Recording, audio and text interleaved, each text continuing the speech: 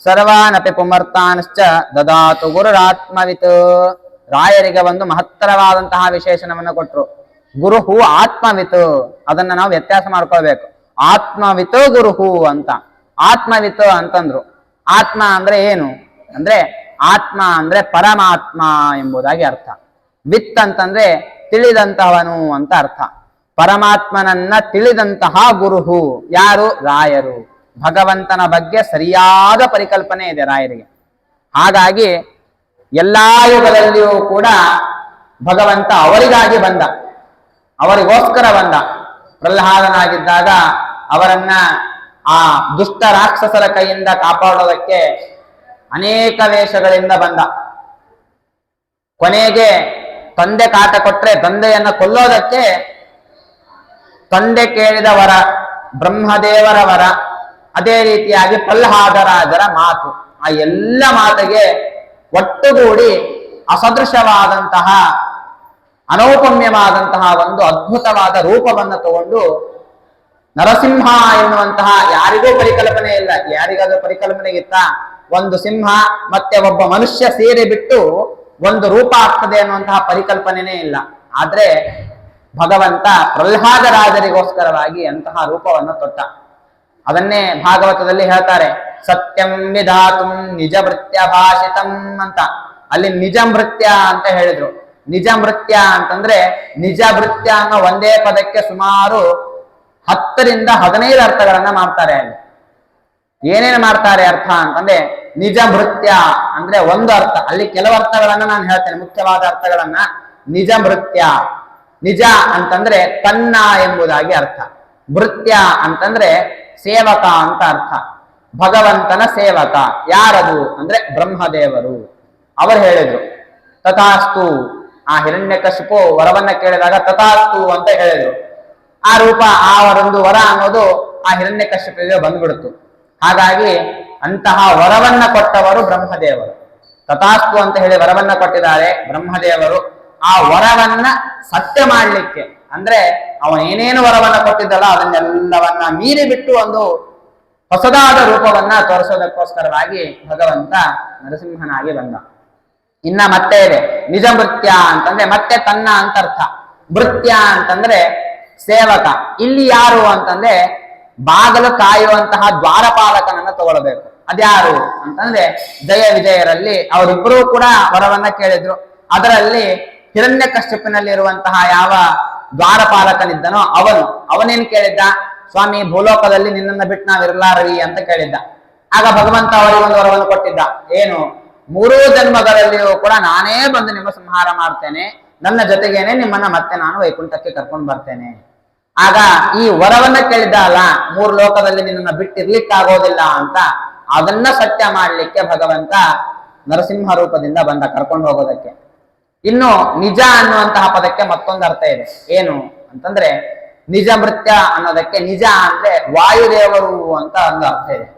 ವಾಯುದೇವರು ಹೇಳಿದ್ದನ್ನ ಸತ್ಯ ಮಾಡೋದಕ್ಕೆ ಭಗವಂತ ಬಂದ.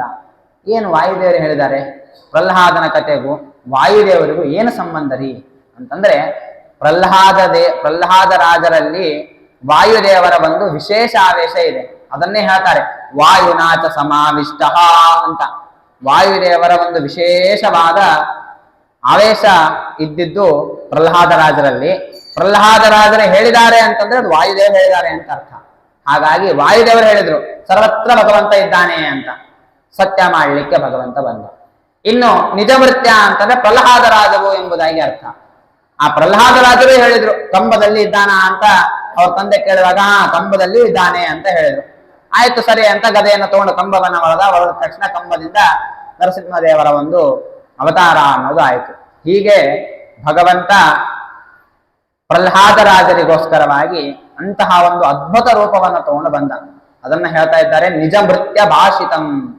ತನ್ನ ಭೃತ್ಯನಾದಂತಹ ಪ್ರಹ್ಲಾದನಿಂದ ಹೇಳಲ್ಪಟ್ಟಿತು ಕಂಬದಲ್ಲಿ ಇದ್ದಾನೆ ಅಂತ. ಕಂಬದಿಂದ ಹೊರಗಡೆ ಬಂದ. ಮುಂದೆ ಬಾಲಿಕರಾಜರಾಗಿದ್ದಾಗ ವಿಶೇಷವಾಗಿ ವ್ಯಾಸ, ಕೃಷ್ಣ ಅವತಾರಗಳಿಂದ ದರ್ಶನವನ್ನ ಕೊಟ್ಟು ಅನುಗ್ರಹ ಮಾಡಿದ.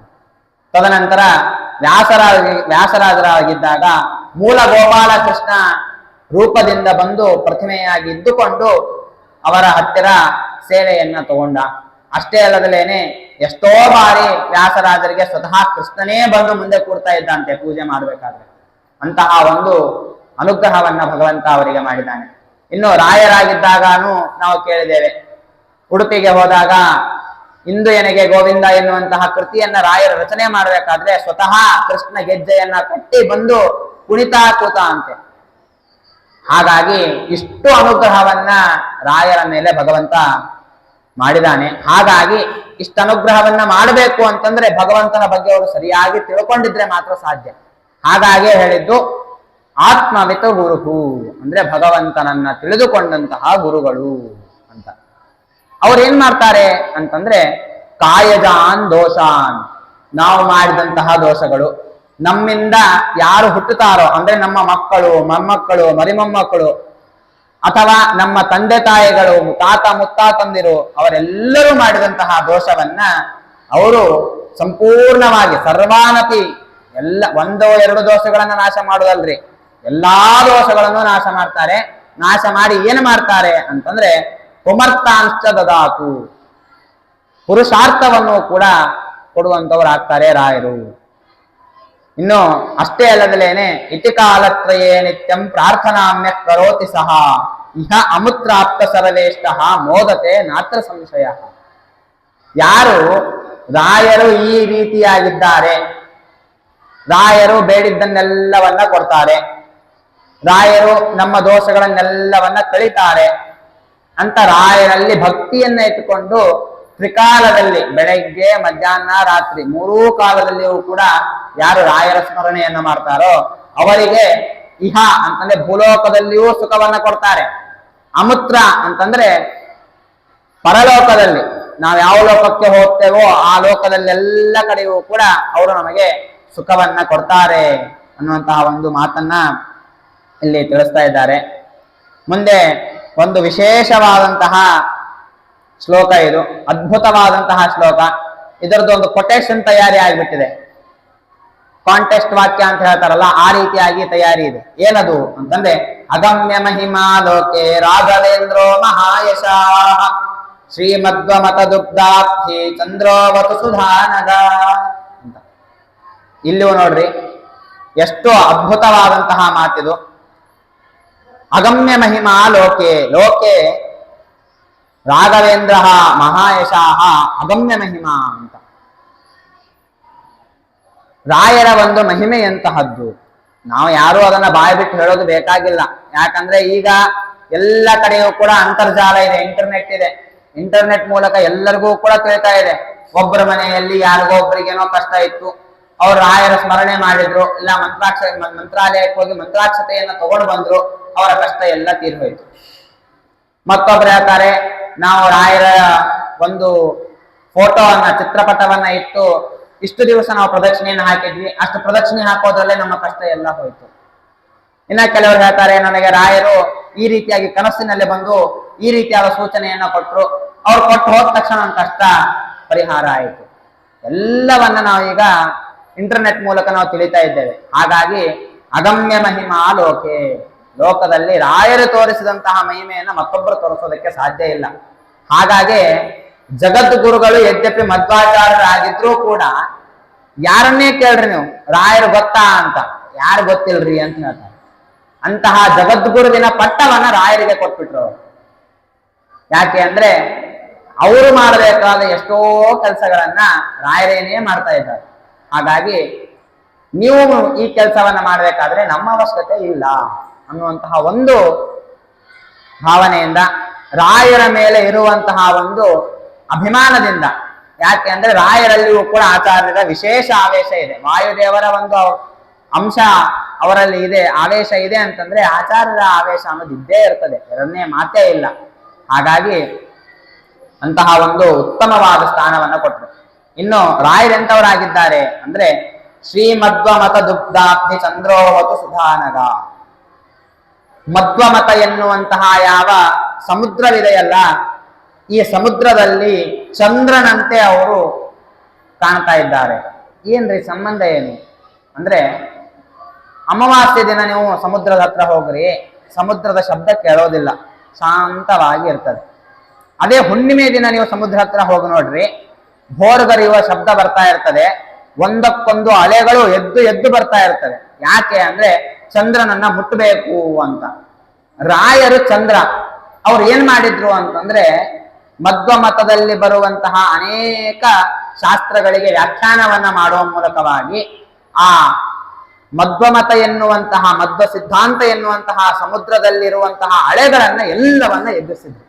ಎಬ್ಬಿಸೋದು ಅಂತಂದ್ರೆ ಅಷ್ಟು ಪ್ರಚಾರವನ್ನ ಅವರು ಮಾಡಿದ್ರು, ಅಷ್ಟು ಸುಂದರವಾದ ವ್ಯಾಖ್ಯಾನಗಳನ್ನೆಲ್ಲವನ್ನ ರಾಯರು ಮಾಡಿದ್ರು ಅನ್ನುವಂತಹ ಒಂದು ಮಾತನ್ನ ಇಲ್ಲಿ ತಿಳಿಸ್ತಾರೆ. ಇನ್ನು ಅಷ್ಟೇ ಅಲ್ಲಲಾರಂಗೆ ಇನ್ನೇನ್ ಮಾಡ್ತಾರೆ ರಾಯರು ಅಂತಂದ್ರೆ, ಈ ಮಧ್ವಮತ ದುಗ್ಧಾಬ್ಧಿ ಚಂದ್ರೋವತು ಸುಧಾನಗ ಅಂತ ಇದೆಯಲ್ಲ, ಇದಕ್ಕೆ ಮತ್ತೊಂದು ಮಾತನ್ನ ಹೇಳ್ತಾರೆ. ಎಲ್ಲಿ ಅಂತಂದ್ರೆ ಗುರುಗುಣಸ್ತವನದಲ್ಲಿ ಒಂದು ಮಾತನ್ನ ಹೇಳ್ತಾರೆ ವಾದೀಂದ್ರ ಗುರು ಸಾರ್ವಭೌಮರು. ಏನದು ಅಂತಂದ್ರೆ, ವ್ಯಾಸೇನ ವ್ಯಕ್ತ ಬೀಜ ಶ್ರುತಿ ಭುವಿ ಭಗವತ್ ಪಾದಲಬ್ಧಾಂಕುರ ಶ್ರೀ ಪ್ರತ್ನೇರೀಶತ್ರ ಭಿನ್ನೋ ಜನಿಜಯ ಮುನಿನ ಸಮ್ಯಗುದ್ಭಿನ್ನ ಶಾಖಃ ಮೌನೀಶ ವ್ಯಾಸರಾಜ ಕಿಸಲಯ ಪುಷ್ಟಿತೋಯಂ ಜಯೀಂದ್ರಾತ್ ಅತ್ಯಶ್ರೀ ರಾಘವೇಂದ್ರ ವಿಲಸತಿ ಫಲಿತೋ ಮಧ್ವ ಸಿದ್ಧಾಂತ ಶಾಖಿ. ಮಧ್ವ ಸಿದ್ಧಾಂತ ಅನ್ನೋದು ಹೇಗಿದೆ? ಒಂದು ಮರ ಇದು. ಆ ಮರ ಹೇಗಿದೆ ಅಂತಂದ್ರೆ, ವ್ಯಾಸೇನ ಅಂದ್ರೆ ವೇದವ್ಯಾಸ ದೇವರು ಒಂದು ಬೀಜವನ್ನ ಕೊಟ್ರು, ಬೀಜವನ್ನ ಬಿತ್ತಿದ್ರು ಭೂಮಿಯಲ್ಲಿ. ಬಿತ್ತಿದ ಆ ಬೀಜ ಯಾವುದು ಅಂತಂದ್ರೆ ಶ್ರುತಿ ಎನ್ನುವಂತಹ ಭೂಮಿಯಲ್ಲಿ ವೇದಾಂತ ಎನ್ನುವಂತಹ ಬೀಜವನ್ನ ಬಿತ್ತಿದ್ರು. ಆ ಬೀಜ ಏನಾಯ್ತು ಮುಂದೆ ಅಂತಂದ್ರೆ ಭಗವತ್ಪಾದ ಲಬ್ಧಾಂಕುರ ಶ್ರೀ.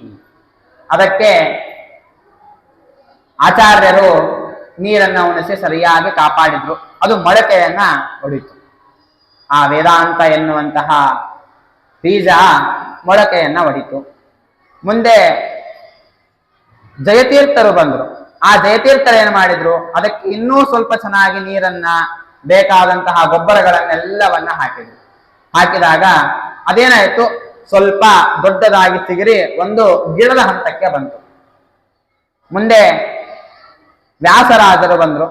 ವ್ಯಾಸರಾಜರು ಬಂದ ತಕ್ಷಣ ಅದಕ್ಕೇನಾಯ್ತು ಅಂದ್ರೆ ಕೊಂಬೆಗಳೆಲ್ಲವೂ ಕೂಡ ಚಿಗುರೋದಕ್ಕೆ ಪ್ರಾರಂಭ ಆಯಿತು. ವಿಜಯೇಂದ್ರ ಸ್ವಾಮಿಗಳು ಬಂದ್ರು. ವಿಜಯೇಂದ್ರ ಸ್ವಾಮಿಗಳೇನು ಮಾಡಿದ್ರು ಅಂದ್ರೆ ಅದಕ್ಕೆ ಇನ್ನೂ ಪುಷ್ಟಿಯನ್ನ ಕೊಟ್ರು. ಪುಷ್ಟಿಯನ್ನ ಕೊಟ್ಟಾಗ ಅದು ಹೇಗಾಯ್ತು ಅಂತಂದ್ರೆ ದೃಢವಾದಂತಹ ಮರವಾಗಿ ಬೆಳೆದು ನಿಂತಿತು. ರಾಯರು ಬಂದ್ರು. ರಾಯರು ಏನ್ ಮಾಡಿದ್ರು ಅಂತಂದ್ರೆ ಅದಕ್ಕೆ ಇನ್ನಷ್ಟು ಸಾರವನ್ನ ಕೊಟ್ರು. ಸಾರವನ್ನ ಕೊಟ್ಟಾಗ ಅದು ಹಣ್ಣನ್ನ ಕೊಡುವಂತಹ ಮರವಾಗಿ ಹಣ್ಣನ್ನ ಬಿಡೋದಕ್ಕೆ ಪ್ರಾರಂಭ ಮಾಡಿತು. ಅದ್ಯ ಶ್ರೀ ರಾಘವೇಂದ್ರ ವಿಲಸತಿ ಸತತಂ ಮಧ್ವ ಸಿದ್ಧಾಂತ ಶಾಖಿ. ರಾಯರಿಂದ ಮಧ್ವ ಸಿದ್ಧಾಂತ ಎನ್ನುವಂತಹ ಏನು ವೃಕ್ಷ ಇದೆಯಲ್ಲ, ಚೆನ್ನಾಗಿ ಫಲವತ್ತರವಾಗಿ ಬೆಳೆದು ಹಣ್ಣನ್ನ ಕೊಡ್ತಾ ಇದೆ ಇವತ್ತಿಗೆ. ಅಂದ್ರೆ ಏನರ್ಥ? ತಾತ್ಪರ್ಯ ಇಷ್ಟೇ. ಆಚಾರ್ಯರು ವೇದವ್ಯಾಸ ದೇವರು ಮಾಡಿದಂತಹ ಬ್ರಹ್ಮಸೂತ್ರಗಳಿಗೆ ಆಚಾರ್ಯರು ಭಾಷ್ಯ ಅನುವ್ಯಾಖ್ಯಾನವನ್ನ ಮಾಡಿದ್ರು. ಅದಕ್ಕೆ ಟೀಕಾಚಾರ್ಯರು ಟೀಕೆಯನ್ನ ಬರೆದ್ರು. ಅದಕ್ಕೆ ವ್ಯಾಸರಾಜ ಗುರು ಸಾರ್ವಭೌಮರು, ವಿಜಯೇಂದ್ರ ತೀರ್ಥರು ಅವರು ಟಿಪ್ಪಣಿಗಳನ್ನ ಬರೆದ್ರು. ಆ ಎಲ್ಲವನ್ನ ಸೇರಿಕೊಂಡು ರಾಯರು ವಿಮರ್ಶೆಯನ್ನ ಮಾಡಿ ಅದನ್ನೆಲ್ಲವನ್ನ ಸರಿಯಾಗಿ ತಿಳಿದುಕೊಂಡು ಜನಸಾಮಾನ್ಯರಿಗೆ ಹೇಗೆ ಅದನ್ನ ಮುಟ್ಟಿಸಬೇಕು ಅನ್ನುವಂತಹ ಒಂದು ರೀತಿಯಲ್ಲಿ ತಾವು ಪರಿಮಳ ಎನ್ನುವಂತಹ ಗ್ರಂಥವನ್ನ ಬರೆಯುವ ಮೂಲಕವಾಗಿ ಅದನ್ನೆಲ್ಲ ಜನಸಾಮಾನ್ಯರಿಗೂ ಕೂಡ ಮುಟ್ಟಿಸಿದ್ರು ಅನ್ನುವಂತಹ ಒಂದು ತಾತ್ಪರ್ಯವನ್ನ ಇಲ್ಲಿ ತಿಳಿಸ್ತಾ ಇದ್ದಾರೆ. ಇನ್ನು ಅದೇ ರೀತಿಯಾಗಿ ಮುಂದೆ ಹೇಳ್ತಾ ಇದ್ದಾರೆ. ರಾಯರ ಸ್ತೋತ್ರವನ್ನ ನೋಡುವುದು ಅಂತಾದ್ರೆ ಮುಂದೆ ಇನ್ನ ಏನ್ ಮಾಡ್ತಾರೆ ರಾಯರು? ರಾಯರ ಸೇವೆಯನ್ನ ಮಾಡೋದ್ರಿಂದ ನಮಗೇನ್ ಫಲ ಬರ್ತದೆ? ಸರ್ವಯಾತ್ರಾ ಫಲಾವಾಪ್ತಿ ಯಥಾಶಕ್ತಿ ಪ್ರದಕ್ಷಿಣಂ. ಎಷ್ಟು ಸಾಧ್ಯನೋ ಅಷ್ಟು ನಾವು ರಾಯರಿಗೆ ಭಕ್ತಿಯಿಂದ ಪ್ರದಕ್ಷಿಣೆಯನ್ನು ಹಾಕಿದರೆ ಸಾಕು, ನಾವು ಬೇರೆ ತೀರ್ಥಕ್ಷೇತ್ರಗಳಿಗೆ ಹೋಗುವಂತಹ ಅವಕಾಶವೇ ಇಲ್ಲ. ರಾಘವೇಂದ್ರ ತೀರ್ಥ ಅನ್ನೋಲ್ಲೇನೆ ತೀರ್ಥ ಇದೆ. ಹಾಗಾಗಿ ಎಲ್ಲ ತೀರ್ಥಗಳ ಒಂದು ಸಮಾವೇಶನೇ ರಾಯರ ಬೃಂದಾವನ. ರಾಯರ ಬೃಂದಾವನಕ್ಕೆ ನಾವು ಒಂದು ಪ್ರದಕ್ಷಿಣೆಯನ್ನು ಹಾಕಿದ್ರು ಕೂಡ ಎಲ್ಲಾ ತೀರ್ಥಕ್ಷೇತ್ರಗಳ ಒಂದು ಪ್ರದಕ್ಷಿಣೆ ಅನ್ನೋದು ನಮಗೆ ಆಗ್ತದೆ. ಒಂದು ಬಾರಿ ಆ ತೀರ್ಥಕ್ಷೇತ್ರಗಳ ಯಾತ್ರೆ ಅನ್ನೋದು ಆಗಿ ಹೋಗ್ತದೆ. ಅಷ್ಟು ಫಲವನ್ನ ಕೊಡುವಂತವರಾಗ್ತಾರೆ. ಇನ್ನು ತೀರ್ಥ ಶಬ್ದಕ್ಕೆ ಮತ್ತೊಂದು ಅರ್ಥ ಇದೆ. ಏನದು ಅಂದ್ರೆ ತೀರ್ಥ ಅಂದ್ರೆ ಒಂದು ಕ್ಷೇತ್ರ ಅಂತ ಅರ್ಥ, ಇನ್ನೊಂದು ತೀರ್ಥ ಶಬ್ದಕ್ಕೆ ಗ್ರಂಥ ಶಾಸ್ತ್ರ ಎಂಬುದಾಗಿ ಅರ್ಥ. ರಾಯರಿಗೆ ನಾವು ಪ್ರದಕ್ಷಿಣೆಯನ್ನು ಹಾಕೋದ್ರಿಂದ ಎಲ್ಲ ತೀರ್ಥಕ್ಷೇತ್ರಗಳ ತೀರ್ಥ ಅಂತಂದ್ರೆ ಶಾಸ್ತ್ರಗಳ ಒಂದು ಜ್ಞಾನನೂ ನಮಗೆ ಬರ್ತದೆ. ಅದನ್ನ ಓದೋದ್ರಿಂದ ಏನು ಜ್ಞಾನ ಬರಬೇಕು? ರಾಯರಿಗೆ ಭಕ್ತಿಯಿಂದ ಹಾಕ್ಬೇಕು. ನಾವು ರಾಯರಿಗೆ ಪ್ರದಕ್ಷಿಣೆ ಹಾಕ್ಬಿಟ್ರೆ ಎಲ್ಲ ಶಾಸ್ತ್ರ ಓದಿದಂಗೆ. ಹಂಗಾಗಿ 12 ವರ್ಷ ಯಾರು ಓದ್ತಾರೆ ವೇದಾಂತಗಳನ್ನ, ಒಂದು ಪ್ರದಕ್ಷಿಣೆ ಹಾಕ್ಬಿಡ್ತೇವೆ ಎಲ್ಲ ಬಂದು ಬಿಡ್ತದೆ ಅಂದ್ರೆ ಬರೋದಿಲ್ಲ. ರಾಯರಿಗೆ ಅಷ್ಟು ಭಕ್ತಿಯಿಂದ ನಾವು ಒಂದು ಪ್ರದಕ್ಷಿಣೆ ಹಾಕ್ಬೇಕು. ಹಿಂದಿನ ಕಾಲದಲ್ಲೆಲ್ಲ ಗುರುಕುಲ ವಿದ್ಯಾಭ್ಯಾಸ ಅಂತಂದ್ರೆ ಹಾಗೆ ಇರ್ತಿತ್ತು. 12 ವರ್ಷಗಳ ಕಾಲ ತಂದೆ ವೈದು ಗುರುಕುಲದಲ್ಲಿ ಬಿಟ್ಟು ಬಿಡ್ತಿದ್ರು. ಉಪನಯನ ಆದ ತಕ್ಷಣ ಗುರುಗಳು ಅವನ ಹತ್ರ ಪಾಠ ಮಾಡ್ತಿದ್ರು, ಕೆಲಸ ಮಾಡಿಸ್ತಾ ಇದ್ರು, ಏನೂ ಗೊತ್ತಿಲ್ಲ. ಅವ್ರು ಏನು ಹೇಳಿದ್ರೆ ಅದಕ್ಕೆ ತಕ್ಕಂತೆ ಅವ್ನು ಇರ್ಬೇಕು. ಇವತ್ ಪಾಠ ಮಾಡ್ತೀನಿ ಬಾ ಅಂದ್ರೆ ಬರ್ಬೇಕು. ಇವತ್ ಪಾಠ ಮಾಡೋದಿಲ್ಲ, ನೀನು ಕಾಡಿಗೆ ಹೋಗಿ ಸಮಿತನ್ನು ತಗೊಂಡ್ ಬಾ, ಇಲ್ಲ ದರ್ಬೆಯನ್ನು ತಗೊಂಡ್ ಬಾ, ಇಲ್ಲ ನೀರನ್ನು ತಗೊಂಡ್ ಬಾ ಅಂತ ಗುರುಗಳು ಹೇಳಿದ್ರೆ ಅವನು ಅದನ್ನ ಮಾಡಬೇಕು. ಅವನ ಗುರು ಭಕ್ತಿಯನ್ನ ಪರೀಕ್ಷೆ ಮಾಡ್ತಾ ಇದ್ದ. ಆ ಗುರು ಭಕ್ತಿಯಲ್ಲಿ ಅವನ್ ಪಾಸ್ ಆದ್ರೆ ಸಾಕು, ಕೊನೆಗೆ ಅವನನ್ನ ಕರೆದು ತಲೆ ಮೇಲೆ ಕೈ ಇಟ್ಬಿಟ್ಟು ಸರ್ವಶಾಸ್ತ್ರ ಪಾರಂಗತನಾಗುವಂತ ಒಂದೇ ಒಂದು ಮಾತನ್ನ ಹೇಳ್ತಾ ಇದ್ರು. ಅವನು ಗುರುಕುಲದಿಂದ ಹೊರಗಡೆ ಕಾಲಿಡುವಷ್ಟರಲ್ಲೇನೆ ಎಲ್ಲಾ ಶಾಸ್ತ್ರಗಳು ಎಲ್ಲಾ ವೇದಗಳು ಅವನಿಗೆ ಬಂದ್ಬಿಡ್ತಿತ್ತು. ಅಷ್ಟು ಶಕ್ತಿ ಗುರುಗಳಿಗೆ ಇರ್ತದೆ. ಹಾಗಾಗಿ ರಾಯರಲ್ಲಿಯೂ ಕೂಡ ನಾವು ಅಷ್ಟೇ ಭಕ್ತಿಯನ್ನ ಮಾಡಬೇಕು, ಗುರು ಭಕ್ತಿಯನ್ನ. ಗುರು ಶುಶ್ರೂಷಯ ವಿದ್ಯಾ ಅಂತ ಹೇಳ್ತಾರೆ. ಗುರುಗಳ ಸೇವೆಯನ್ನ ಮಾಡಬೇಕು. ಸೇವೆಯನ್ನ ಮಾಡಿದಾಗ ಅವರಲ್ಲಿ ಭಕ್ತಿಯನ್ನು ತೋರಿಸ್ಬೇಕು. ಗುರುಗಳು ಪ್ರಸನ್ನರಾಗಿ ಒಂದು ಸಾರಿ ನಿನಗೆಲ್ಲಾ ಬರಲಿ ಅಂತ ಹೇಳಿಬಿಟ್ರೆ ಖಂಡಿತವಾಗಿ ನಾವು ಓದದೇ ಇದ್ರೂ ಕೂಡ ಅದು ಬರ್ತದೆ. ಯಾಕೆ ಅಂದ್ರೆ ಒಂದು ಮಾತಿದೆ ಶಾಸ್ತ್ರದಲ್ಲಿ ಹೇಳಬೇಕಾದ್ರೆ ಹೇಳ್ತಾರೆ, ಯಥಾದೇವೇ ಪರಾಭಕ್ತಿ ತಥಾದೇವೇ ಯಥಾ ಗುರೌ ತಸ್ಸೈತೆ ಅಕಥಿತಾರ್ಥಾಃ ಪ್ರಕಾಶ್ಯಂತೆ ಮಹಾತ್ಮ. ದೇವರಲ್ಲಿ ನಾವು ಭಕ್ತಿಯನ್ನ ಮಾಡ್ತೇವೆ, ದೇವರಲ್ಲಿ ಹೇಗೆ ಭಕ್ತಿಯನ್ನ ಮಾಡ್ತೇವೋ ಅದೇ ರೀತಿಯಾಗಿ ಗುರುಗಳಲ್ಲಿ ಭಕ್ತಿಯನ್ನ ನಾವು ಮಾಡಬೇಕು. ಅದರಿಂದ ಏನಾಗ್ತದೆ ಅಂದ್ರೆ ಎಷ್ಟೋ ಗ್ರಂಥಗಳ ಪಾಠನೆ ಆಗಿರೋದಿಲ್ಲ ನಮಗೆ. ನಾಳೆ ಅಧ್ಯಾಪಕ ಅಂತ ಆದಾಗ ಆ ಗ್ರಂಥಗಳನ್ನ ಪಾಠಕ್ಕೆ ಹಾಕ್ತಾರೆ, ಪಾಠ ಮಾಡು ಅಂತ. ಅಲ್ರಿ ನನಗೆ ಪಾಠ ಆಗಲ್ಲ, ನಾನು ಪಾಠ ಮಾಡ್ಲಿಕ್ಕೆ ಆಗಲ್ಲ ಅನ್ನುವಂತಹ ಮಾತು ಬರಬಾರದು. ಇದು ಬರಬಾರದು ಅಂತಂದ್ರೆ ಗುರುಗಳಲ್ಲಿ ನಾವು ಭಕ್ತಿಯನ್ನ ಮಾಡಬೇಕು. ಮಾಡಿದ್ರೆ ಏನಾಗ್ತದೆ? ಅಕಥಿತಾರ್ಥಾಃ, ಯಾವ ಗ್ರಂಥವನ್ನ ಅವನು ಓದಿಲ್ವೋ, ಯಾವ ವಿಚಾರ ಅವನಿಗೆ ಗೊತ್ತಿಲ್ಲವೋ ಅದೆಲ್ಲ ಕೂಡ ಅವನಿಗೆ ಬಂದ್ಬಿಡ್ತದೆ. ಗುರುಗಳು ಒಮ್ಮೆ ಸಂತುಷ್ಟರಾಗಿ ಇದನ್ನ ನೀನು ಪಾಠ ಮಾಡಬಲ್ಲೆ, ಇದನ್ನ ನೀನು ಪಾಠ ಮಾಡು ಅಂತ ಅವ್ರು ಯಾವುದೋ ಒಂದು ಅಪ್ರಸಿದ್ಧ ಗ್ರಂಥವನ್ನು ತಂದು ಕೊಟ್ಟರು ಕೂಡ ಪಾಠ ಮಾಡುವ ಸಾಮರ್ಥ್ಯ ಇವನಿಗೆ ಬರ್ತದೆ. ಅಷ್ಟು ಶಕ್ತಿ ಗುರುಗಳಲ್ಲಿ ಇದೆ. ಹಾಗಾಗಿ ರಾಯರಿಗೆ ನಾವು ಪ್ರದಕ್ಷಿಣೆಯನ್ನ ಮಾಡೋದ್ರಿಂದ ನಮಗೂ ಇದೆಲ್ಲ ಕೂಡ ಸಿದ್ಧ ಆಗ್ತದೆ ಎನ್ನುವಂತಹ ಒಂದು ವಿಚಾರವನ್ನ ಇಲ್ಲಿ ತಿಳಿಸ್ತಾ ಇದ್ದಾರೆ. ಇನ್ನೇನ್ ಮಾಡಬೇಕು? ನಾವು ಹೇಳಿದ್ವಿ ಸಕಲ ತೀರ್ಥಕ್ಷೇತ್ರಗಳಲ್ಲೆಲ್ಲ ಕೂಡ ಯಾವುದೋ ಒಂದು ಪವಿತ್ರವಾದ ನದಿ ಇರ್ತದೆ. ಆ ನದಿ ಸ್ನಾನವನ್ನ ಮಾಡ್ಬೇಕಲ್ಲ. ಆ ನದಿ ಸ್ನಾನ ಹೇಗ್ರಿ? ರಾಯರ ಬೃಂದಾವನ ಪ್ರದಕ್ಷಿಣೆ ಹಾಕಿದ್ರೆ ತೀರ್ಥಕ್ಷೇತ್ರ ಯಾತ್ರೆ ಆಯ್ತು, ಸ್ನಾನ ಆಗ್ಬೇಕಲ್ಲ, ತೀರ್ಥ ಸ್ನಾನ ಆಗ್ಬೇಕಲ್ಲ. ಅಂದ್ರೆ ರಾಯರ ಬೃಂದಾವನದ ಮೇಲೆ ಹಾಕಿ ಹರಿದುಕೊಂಡು ಆ ಜಲ ಅನ್ನೋದು ಭೂಮಿಗೆ ಬರೋ ಅಷ್ಟೊತ್ತಿಗೇನೆ ಎಲ್ಲಾ ತೀರ್ಥಗಳ ಒಂದು ಮೇಲನ ಅನ್ನೋದು ಆ ಜಲಕ್ಕೆ ಆಗಿರ್ತದೆ, ಸಂಬಂಧ ಅನ್ನೋದು ಆಗಿರ್ತದೆ. ಯಾಕೆ ಅಂದ್ರೆ ರಾಯರ ಬೃಂದಾವನದಲ್ಲೇನೆ ಎಲ್ಲ ತೀರ್ಥಗಳು ಇವೆ, ಎಲ್ಲ ನದಿಗಳು ಇವೆ, ಎಲ್ಲ ಪುಷ್ಕರಣಿಗಳಿವೆ. ಹಾಗಾಗಿ ಸಮಸ್ತ ಪುಷ್ಕರಣಿ, ತಟಾಕ, ಬಾವಿ, ರಾಮೇಶ್ವರಕ್ಕೆ ಹೋದ್ರೆ ಬಾವಿ ಸ್ನಾನ ಪ್ರಸಿದ್ಧ. ಎಷ್ಟೋ ಜನಕ್ಕೆ ಅನ್ಕೋತಿರ್ತಾರೆ ರಾಮೇಶ್ವರಕ್ಕೆ ಹೋಗಿ ಬಾವಿ ಸ್ನಾನ ಮಾಡ್ಬೇಕು, ಆಗ್ತಾ ಇಲ್ಲ. ದೂರ ಯಾಕೆ ಹೋಗ್ತೀರಿ? ರಾಯರಿದ್ದಾರೆ. ರಾಯರ ಬೃಂದಾವನದ ಮೇಲಿಂದ ಹರಿದು ಬಂದ ನೀರನ್ನ ಒಮ್ಮೆ ತಗೊಂಡು ನೀವು ಭಕ್ತಿಪೂರ್ವಕವಾಗಿ ಶಿರಸ್ಸಿನಲ್ಲಿ ಧಾರಣೆ ಮಾಡಿದ್ರೆ ಸಾಕು. ರಾಮೇಶ್ವರ ಅಲ್ಲ, ರಾಮೇಶ್ವರದಿಂದ ಹಿಡಿದು ಕಾಶಿವರೆಗೂ ಇರುವಂತಹ ಎಲ್ಲ ಕ್ಷೇತ್ರಗಳಲ್ಲಿರುವಂತಹ ಎಲ್ಲ ನದಿಗಳ ಸ್ನಾನ ನಿಮಗೆ ಆಗೋಗ್ತದೆ. ಪ್ರತಿನಿತ್ಯ ನಾವು ಮಧ್ಯಾಹ್ನ ನೋಡ್ತೇವೆ, ಇಲ್ಲಿ ಹಸ್ತೋದಕ ಆದ ಮೇಲೆ ಎಲ್ಲರಿಗೂ ಕೂಡ ಆ ರಾಯರ ಬೃಂದಾವನದ ಮೇಲಿರುವಂತಹ ಒಂದು ಜಲದ ಪ್ರೋಕ್ಷಣೆಯನ್ನ ಮಾಡ್ತಾರೆ. ಸುಮ್ಮನೆ ಏನೋ ಪ್ರೋಕ್ಷಣೆ ಮಾಡ್ತಾರೆ ಅಂತ ಅರ್ಥ ಅಲ್ಲ. ಅದಕ್ಕೆ ಈ ಅನುಸಂಧಾನ ನಮ್ಮಲ್ಲಿ ಇರಬೇಕು. ಈ ಅನುಸಂಧಾನ ನಮ್ಮಲ್ಲಿ ಇದ್ದಾಗ ಮಾತ್ರ ಅದು ಫಲಿಸೋದಕ್ಕೆ ಸಾಧ್ಯ ಆಗ್ತದೆ. ಹಾಗಾಗಿ ಇಷ್ಟು ಒಂದು ಸಾಮರ್ಥ್ಯ ಅನ್ನೋದು ರಾಯರ ಪಾದೋದಕಕ್ಕೆ ಇದೆ ಅನ್ನುವಂತಹ ವಿಚಾರವನ್ನ ತಿಳಿಸಿ ಮತ್ತೆ ಮುಂದೆ ಹೇಳ್ತಾ ಇದ್ದಾರೆ. ಇನ್ನು ನಾವು ಇನ್ನೇನ್ ಮಾಡ್ತೇವೆ ಅಂತಂದ್ರೆ, ನಮಗೆ ಯಾವುದೇ ಅಧಿಷ್ಟ ಆಗಿರಲಿ, ಮದುವೆ ಆಗಿಲ್ಲ, ಮಕ್ಕಳಿಲ್ಲ, ಸಂತಾನ ಧನಧಾನ್ಯಗಳಿಲ್ಲ, ತುಂಬಾ ಕಷ್ಟ ಇದೆ, ವಿದ್ಯೆ ಇಲ್ಲ, ಯಾವುದೇ ಅನಿಷ್ಟ ಇರಲಿ ನಮ್ದು, ನಾವೇನ್ ಮಾಡಬೇಕು ಅಂತಂದ್ರೆ ರಾಯರ ಮುಂದೆ ಹೋಗಿ ಕೈ ಜೋಡಿಸಿ ಭಕ್ತಿಪೂರ್ವಕವಾಗಿ ನಮಸ್ಕಾರವನ್ನು ಮಾಡಿದ್ರೆ ಸಾಕು. ಅದನ್ನೇ ಹೇಳ್ತಾರೆ, ಸರ್ವಾಭೀಷ್ಟಾರ್ಥ ಸಿದ್ಧಾರ್ಥಂ ನಮಸ್ಕಾರಂ ಕರೋಮ್ಯಹಂ. ನನ್ನ ಎಲ್ಲ ಅಭೀಷ್ಟಗಳ ಸಿದ್ಧವಾಗಲಿ ಅಂತ ನಾನು ನಮಸ್ಕಾರ ಮಾಡ್ತೇನೆ. ನಮಸ್ಕಾರವನ್ನ ಮಾಡೋದ್ರಿಂದ ಎಷ್ಟು ಫಲವನ್ನ ಕೊಡ್ತಾರೆ ಅಂದ್ರೆ, ನಾವು ಬೇಕನ್ಕೊಂಡಿದ್ದು ನಮಗೆ ಕೊಡ್ತಾರೆ, ಅದರ ಜೊತೆಗೆ ನಮಗೆ ಏನು ಬೇಕು ಅನ್ನೋದನ್ನ ತಿಳಿದುಕೊಂಡು ರಾಯರೇನೆ ಅದನ್ನು ನಮಗೆ ಕೊಟ್ಟು ಬಿಡ್ತಾರೆ. ಅಷ್ಟು ಒಂದು ವಿಶೇಷತೆಯನ್ನ ಇಲ್ಲಿ ತಿಳಿಸ್ತಾ ಇದ್ದಾರೆ. ಇನ್ನು ಪ್ರತಿನಿತ್ಯ ವೇದವನ್ನ ನಾವು ಪಾರಾಯಣ ಮಾಡ್ಲಿಕ್ಕಾಗೋದಿಲ್ಲ, ಶಾಸ್ತ್ರ ಪಾಠ ಮಾಡ್ಲಿಕ್ಕಾಗಲ್ಲ, ಪ್ರವಚನ ಕೇಳಲಿಕ್ಕಾಗಲ್ಲ.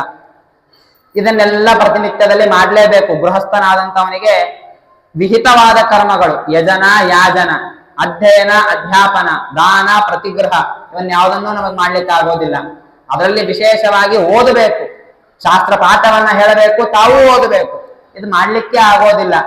ಇದನ್ನ ಹೇಗ್ ಮಾಡ್ಬೇಕ್ರಿ ಅಂದ್ರೆ, ಒಂದು ಬಾರಿ ರಾಯರ ಮುಂದೆ ಹೋಗಿಬಿಟ್ಟು ರಾಯರನ್ನ ಮುಕ್ತ ಕಂಠದಿಂದ ಅವರ ಹೆಸರನ್ನ ತಗೊಂಡು ಸ್ಮರಣೆ ಮಾಡಿದ್ರೆ ಸಾಕು.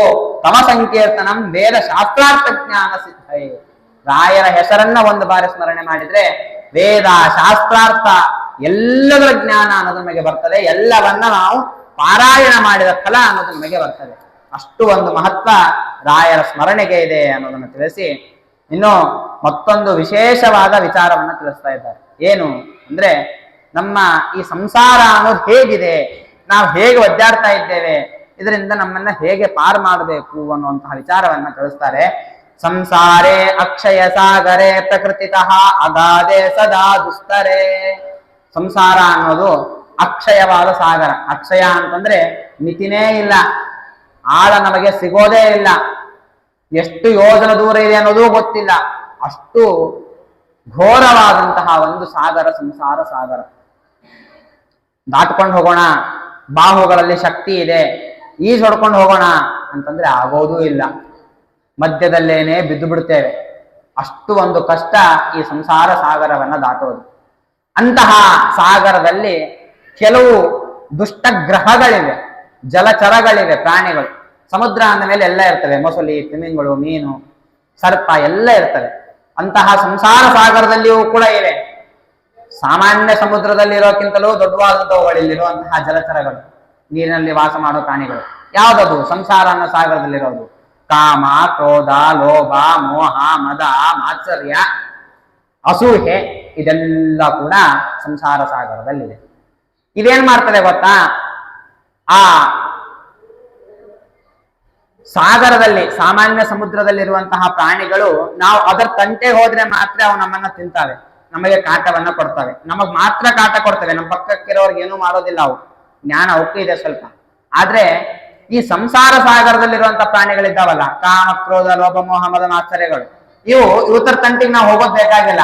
ಅವೇ ನಮ್ಮ ತಂಟಿಗೆ ಬಂದು ನಮ್ಮ ಕೈಯಿಂದ ಕೆಟ್ಟ ಕೆಲಸವನ್ನ ಮಾಡಿಸಿ ನಮ್ಮನ್ನೂ ತಿಂತವೆ, ನಮ್ಮ ಮುಂದೆ ಇರುವಂತಹ ನಮ್ಮ ಸುತ್ತಮುತ್ತಲಿರೋರು ಎಲ್ಲರನ್ನೂ ಕೂಡ ತಿಂದು ಹಾಕ್ತವೆ. ಅಷ್ಟು ಕೆಟ್ಟ ಕೆಲಸಗಳನ್ನ ಈ ಕಾಮ, ಕ್ರೋಧ, ಲೋಭ, ಮೋಹ, ಮದ, ಮಾತ್ಸರ್ಯಗಳು ಮಾಡ್ತವೆ. ಇಂತಹ ಪ್ರಾಣಿಗಳಿಂದ ಆವೃತವಾಗಿದೆ ಈ ಸಮುದ್ರ ಅನ್ನೋದು. ಎಲ್ಲ ಇವೇ ತುಂಬಿಕೊಂಡಿವೆ. ಇನ್ನು ಅಷ್ಟೇ ಅಲ್ಲ, ಸಮುದ್ರ ಅಂದ ಮೇಲೆ ಅದರಲ್ಲಿ ಸುಳಿಗಳಿರ್ತದೆ, ಮಧ್ಯ ಮಧ್ಯದಲ್ಲಿ ಅಗ್ನಿ ಜ್ವಾಲೆ ಅನ್ನೋದು, ಲಾವಾ ಅನ್ನೋದು ಸಮುದ್ರದ ಒಳಗಡೆ ಭೂಗರ್ಭದಲ್ಲಿ ಇರ್ತದೆ. ಇದೆಲ್ಲ ಕೂಡ ಸಮುದ್ರದಲ್ಲೇ ಇರ್ತದೆ. ಅದೇ ರೀತಿ ನಮ್ಮ ಸಮುದ್ರದಲ್ಲಿಯೂ ಕೂಡ ಇದೆ, ಸಂಸಾರ ಸಮುದ್ರದಲ್ಲಿ. ಏನೇನದು ಅಂತಂದ್ರೆ ಅಜ್ಞಾನ, ಪಾರತಂತ್ರ್ಯ, ಪಾರತಂತ್ರ್ಯದ ಜ್ಞಾನ ಇಲ್ಲದೆ ಇರೋದು, ವಿಪರೀತ ಜ್ಞಾನ, ಇದೆಲ್ಲ ಕೂಡ ನಮ್ಮ ಸಂಸಾರ ಸಾಗರದಲ್ಲಿ ಇರೋದು. ಇದೆಲ್ಲವನ್ನು ಕೂಡ ಬದಲಾಯಿಸಬೇಕು. ಇನ್ನು ಭ್ರಮೆ ಅಂದ್ರೆ ತಿರುಗಣಿ ಮಡ ಅಂತ ನಾವು ಹೇಳ್ತೇವೆ, ಅದು ಸಮುದ್ರದಲ್ಲಿ ಇರ್ತದೆ. ಮಧ್ಯಭಾಗದಲ್ಲಿ, ಸಮುದ್ರದ ಮಧ್ಯಭಾಗದಲ್ಲಿ ಒಂದು ಸೆಂಟರ್ ಪಾಯಿಂಟ್ ಅಂತ ಹೇಳ್ತೇವೆ, ಅಲ್ಲಿ ಒಂದು ಮಡು ಇರ್ತದೆ. ಅದು ಎಷ್ಟು ದೊಡ್ಡದಿರ್ತದೆ ಅಂತಂದ್ರೆ ಅದರ ಸುತ್ತಲೂ ಯಾವ ಪದಾರ್ಥ ಹೋದ್ರೂ ಅದು ಹಿಡಿದು ಬಿಟ್ಟು ಒಳಗಡೆ ಎಳೆದು ಬಿಡ್ತದೆ.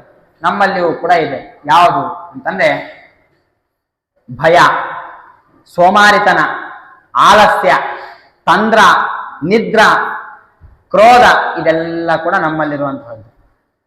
ಇಷ್ಟು ಘೋರವಾದಂತಹ ಸಂಸಾರ ಸಾಗರ. ಇದನ್ನ ನನ್ನ ಬಾಹುಶಕ್ತಿಯಿಂದ ನಮಗೆ ದಾಟ್ಲಿಕ್ಕೆ ಆಗೋದಿಲ್ಲ. ಹೇಗ್ ದಾಟ್ಲಿಕ್ಕೆ ಸಾಧ್ಯ ಅಂತಂದ್ರೆ, ನಾನು ಅಜ್ಞಾನಿ, ನಾನೇನೋ ತಿಳಿಲಾರ್ದಂಗೆನೆ ಏನೇನೋ ಮಾತಾಡ್ತಾ ಇರ್ತೇನೆ. ಆದ್ರೆ ಜ್ಞಾನಿಗಳು ರಾಯರು, ಅವರನ್ನು ನಾವು ಕೇಳಬೇಕು. ಅಜ್ಞಾನಿಯಾದ ನನ್ನನ್ನ ನೀನು ಸದಾಕಾಲ ರಕ್ಷಣೆ ಮಾಡು ಸ್ವಾಮಿ, ಸಂಸಾರದಲ್ಲಿ ಬೀಳದೇ ಇರೋ ರೀತಿಯಲ್ಲಿ. ಅಂದ್ರೆ ಭಗವಂತನ ಜ್ಞಾನವನ್ನ ಕೊಡು, ಭಗವಂತನಲ್ಲಿ ಭಕ್ತಿಯನ್ನ ಕೊಡುವ ಮೂಲಕವಾಗಿ ಈ ಸಂಸಾರ ಸಾಗರದಿಂದ ನಮ್ಮನ್ನ ಪಾರು ಮಾಡು ಅಂತ ಆ ರಾಯರಲ್ಲಿ ನಾವು ಪ್ರಾರ್ಥನೆಯನ್ನ ಮಾಡ್ಕೊಳ್ಬೇಕು. ರಾಯರು ಅದಕ್ಕೆ ತಕ್ಕಂತೆನೆ ನಮಗೆ ಪಾರು ಕೂಡ ಮಾಡ್ತಾರೆ ಈ ಸಂಸಾರ ಸಾಗರದಿಂದ. ಯಾಕೆ ಅಂತಂದ್ರೆ ನಾವು ಕೇಳ್ತೇವೆ, ಸಂಸಾರ ಸಾಗರದಿಂದ ಪಾರಾಗೋದು ಅಂದ್ರೆ ಏನು? ಮೋಕ್ಷವನ್ನ ಪಡೆಯೋದು. ನಾವು ಚಿತ್ರದುರ್ಗದ ಪ್ರಸಿದ್ಧ ಕಥೆ ಇದೆ, ನೀರಿನ ವೆಂಕಣ್ಣ. ಅವನು ರಾಯರ ಹತ್ರ ಹೋಗಿ ಪ್ರಾರ್ಥನೆಯನ್ನ ಮಾಡ್ಕೊಂಡ, ಅವನಿಗೆ ಮೋಕ್ಷವನ್ನ ಕೊಟ್ರು. ಅಲ್ರಿ, ಮೋಕ್ಷ ಕೊಡೋದು ಭಗವಂತ. ಯಾಕೆ? ಮೋಕ್ಷ ಮಿಚ್ಚೆ ಜನಾರ್ದನ. ಭಗವಂತನನ್ನ ಬಿಟ್ಟು ಮತ್ತೊಬ್ರು ಮೋಕ್ಷ ಕೊಡ್ಲಿಕ್ಕೆ ಸಾಧ್ಯ ಇಲ್ಲ. ರಾಯರು ಹೆಂಗ್ ಕೊಟ್ರು ಮೋಕ್ಷ ಅಂತಂದ್ರೆ, ನರಸಿಂಹದೇವರ ಮಾತನ್ನ ನಾವು ಮರ್ತು ಬಿಟ್ವಿ. ಮತ್ತೆ ಮದ್ಭಕ್ತಾಹ ತ್ವಾಮನುವ್ರತಾಹ, ನಿನ್ನ ಹತ್ರ ಯಾರು ಬರ್ತಾರೋ ನೀನ್ ಅವ್ರಿಗೆ ಏನು ಕೊಡು ಅಂದ್ರೆ ನಾನು ಅದನ್ನು ಕೊಡ್ತೇನೆ ಅವರಿಗೆ.